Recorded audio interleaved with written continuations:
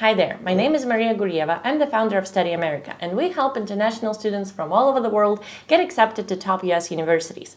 In this video, let's talk about different ways to enter an American university and discuss which way is the best for you. American education is the most prestigious education in the world, and that is why it attracts international students from all over the world, and more than 1 million international students get accepted to top US universities every year. Of course, this country is very attractive in terms of education, and this education is not only the most prestigious in the world but also very expensive, one of the most expensive educations in the world. However, we can get financial aid and study there for free, and this financial aid is available for international students as well. The United States devotes more than $800 billion every year to its education, so that is why there's enough money even to give financial aid to you. So let's talk about different ways to get accepted to top US universities. Let's go. So the first way to enter an American university is to go to get a bachelor's degree after your high school. So you finish your high school in your country and then you go to study a bachelor's degree in the United States.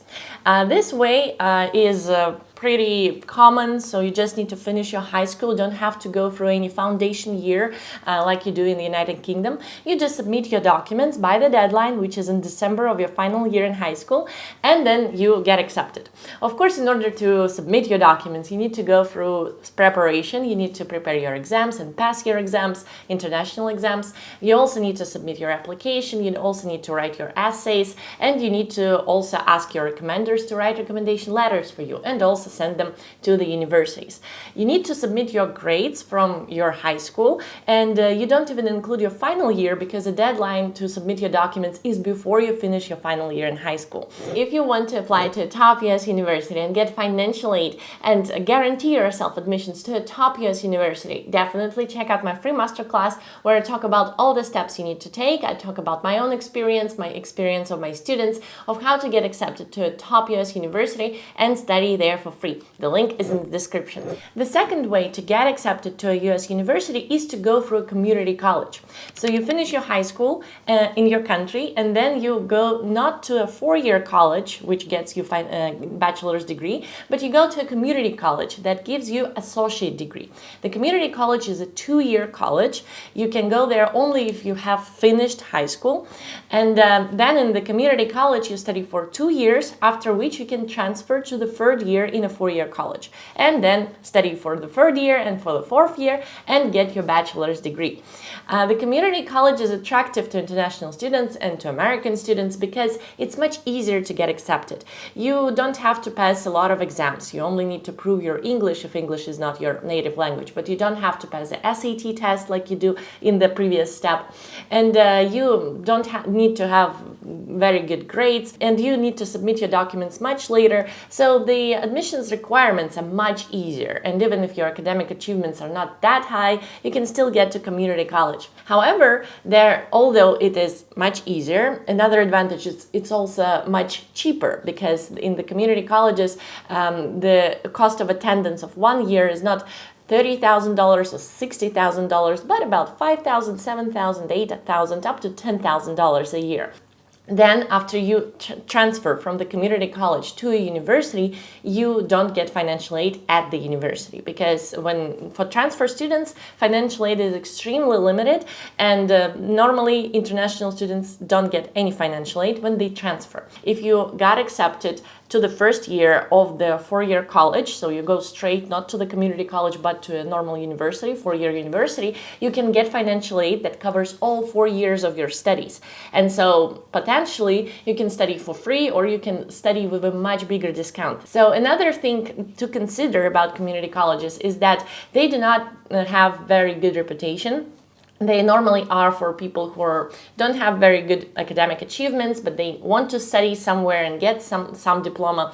So that is why when you transfer from a community college to a university, they might consider you not that bright student, because they have a question, why did you choose a community college instead of applying straight to the 1st year of the 4-year college? In this case, you will have to prove somehow that you're qualified to study in a good, prestigious American university for your 3rd and 4th year, And although some community colleges, they fight with that bad reputation and they try to make them more prestigious and make good connections with different universities, proving that they have very strong academic programs, there is this stereotype, this bad reputation that you would need to fight. I always recommend to try to study in a four-year college and get accepted to a four-year college. If you do not succeed, the deadlines for the community colleges are much later, so you still can find yourself a community college and go that way. Try to study in a four-year college and apply to a four-year college and get accepted, because this way you can get much more financial aid, and also in 2 years you don't have to go through this whole process again of transferring to a new university, of gaining your recommendation letters, of writing new essays and stuff like that. You just study there for 4 years and you forget about this whole application process forever. Consider the first way when you apply to a four-year college straight, but the community college is also a way that you can consider as your optional way, as your plan B, or you can consider it overall if you're okay with all these drawbacks that I just described. The next way to study in an American university is to go there for a master's degree. And in this way, you finish your bachelor's in your country and then you go and study in a master's degree in the United States.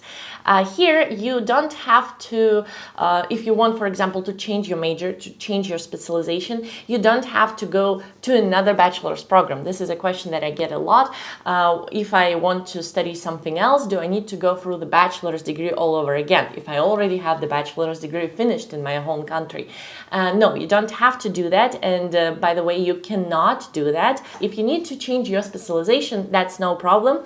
And a lot of people, they change their specialization in the master's degree. A lot of people, they get their bachelor's degree, they start working, and they realize that they lack some skills, they want to study something else, they want to improve their skills in completely another sphere, maybe connected to their career, maybe not, and then they go to a master's degree to change their specialization. If you do not need to change your specialization, you just want to improve your skills that you already got in the bachelor's degree, you don't have to have the work experience or some break between your bachelor's and master's degree. However, sometimes it's beneficial for your application because you already tried your bachelor's studies in the career, professionally. You already understood what skills you lack, and preferably you have more motivation to get to the master's degree. You know why you need to do that, you know what kind of skills you lack. In order to get accepted to a master's degree, you also have to go through the application process. You need to submit your essays, you need to pass the exams and send the results,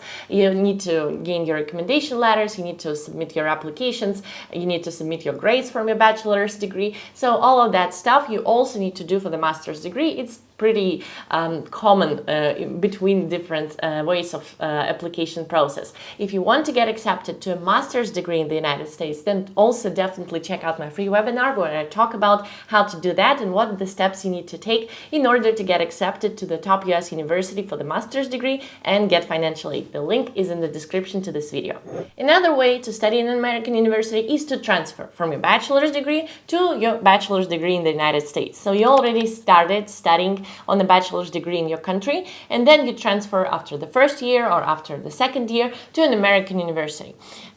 Sometimes you can even transfer after your third year, but they would see what kind of subjects you took, and they would probably ask you to study for the third year and the fourth year, so you need to take the third year again. They do that because you need to show them what kind of subjects you took, and then they evaluate them. They see what kind of credits you already gained, how they transfer to the American university, and then they ask you to get the subjects to finish your study. And considering what kind of subjects you already took and how many are considered to the American university program, they tell you how many years you have left. The drawback of transferring, which I already mentioned when I talked about community colleges, is that you need to pay. You need to pay full price because there is no financial aid for international students transferring to an American university. They only give financial aid to those people that study from their first years for the complete 4 years. This way, some students, they just hide their university. They just pretend that it never happened and they just finished high school and took a long gap year. And this is lying, so I don't recommend doing that. Another thing that is much better to do if financial aid is important for you, is to finish your bachelor's and then go to master's degree. There are different ways and things to consider in this way. Do you need to pretend that you never studied at a university? Can you pay for when you transfer, or do you need to go and get your bachelor's degree completed and then go to a master's degree? Think about those things, but there is also a way to transfer to an American university. The next way to study in an American university is to go to a PhD program, and the PhD program is always free. And this is a very attractive thing to a lot of international students. It's always free, and it's a 4-year program normally. However, you need to understand that the PhD program is the program that prepares professors at universities or prepares researchers. And in this way, do you want to become a professor or to become a researcher? Do you really want to invest all your energy and time and your future career into a specific field of studying? A lot of people, they still think that after their education in the United States, they want to get a job, they want to develop professionally, and they want to get a better career because they have the American education. And in this way, PhD is not the best option, because in the PhD program, you will be prepared to become a professor and to follow the academic career. You shouldn't go to a PhD program if you do not consider academic career, if you consider the professional career. Other than master's degree and PhD degrees, there are also professional schools, and these are MBA programs, medical programs, and law programs. So you can go to law school, medical school, or to a business school and study there. The drawback there is that you need to pay, most likely. The financial aid over there is very limited. Some universities, they do provide financial aid, even to business schools, even to medical programs. But normally, if you want to study medicine and become a doctor, in order to make that free, you need to add a PhD program inside your medical program. So then your studies become not 4 years, but 8 years. And then you also need to practice, and there are different ways, different steps you need to take in order to become a doctor. But this is a way to make it free. However, business schools, medical schools, and law schools are normally expensive, and they have very limited financial aid, because these free professions are the most highly paid professions in the United States. So they know that after you become the lawyer or the doctor or a businessman, then you get a lot of money and you can pay that back. And professional schools are considered master's programs. So it's kind of a division of master's program, but master's programs are normally about the specific academic fields, and professional schools prepare you for a specific highly paid profession. But the application process is similar. You also need to pass your exams, you also need to submit your applications, write essays, transcripts, recommendation letters, and stuff like that. Everything is pretty similar. Of course, different programs have different application requirements, and different exams you need to pass, and different essays that you need to write. Of course, the amount of documents is kind of the same, but the specifics of each document and each element of your application is different, considering which degree you're applying to and which program you're applying to. Besides all these programs that I just mentioned, there are also different shorter programs. For example, certificate programs, where you can study and get some certificate, and this can actually prepare you for many different careers. Even if you want to work in medicine, you can get a certificate and become a nurse. The certificate programs are normally less than a year or a year. Some of the certificate programs actually give you a diploma. It's kind of a master's program, but it's a 1-year program. So if you are short in time and you want to finish your studies within a year, and you want to experience the American culture and its education system, then consider the certificate programs.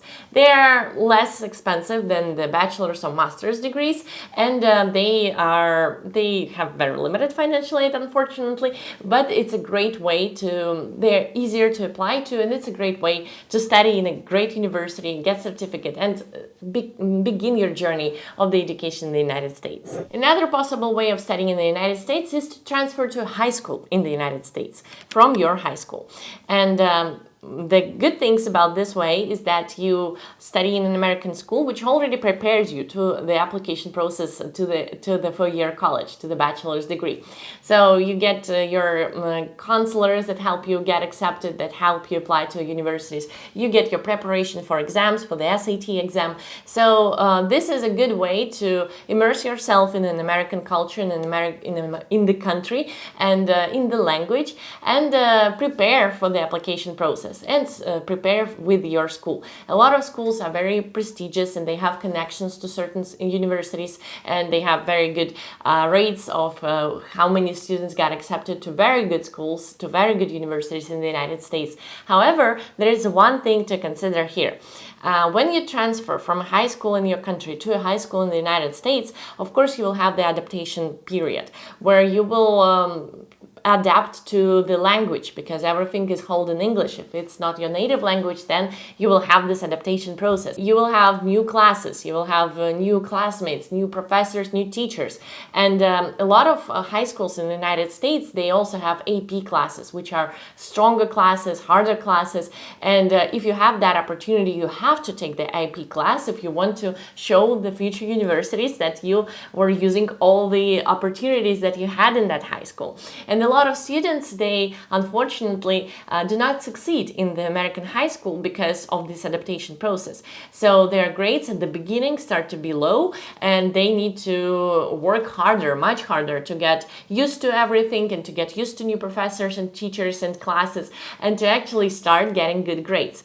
But unfortunately, when you apply to an American university, you need to show all your high school grades from your high school in your country to your high school in the United States. And if you had that bad grades that happened because you just transferred to a high school, then you also need to show that to a university. And if you also had to take stronger classes and you failed on those classes, then it's also a problem. Otherwise, you could be in your high school in your country where you didn't have the AP classes. So the university wouldn't have to see, okay, did you have those classes? You didn't have those classes, because it's a holistic review where where the university considers you in the environment where you were. So if you're in a strong American high school and you didn't take the opportunities that you were provided there, then it's bad for you. If you're in a high school in your country and you didn't have the opportunity, so you couldn't take them, then it's good for you. So a lot of people, when they transfer to high schools in the United States, they start studying there, they try their best, they do not succeed at the beginning. They actually pretend it never happened and try to apply from a high school in their own country, or they return to their own country and try to finish that high school and actually forget about this whole thing in the American school. And this is not good. Again, it's not the best way to do that. And the situation where you will end up is that you will have to submit the bad grades from your high school, and this is very bad for your chances to getting accepted to a top US university.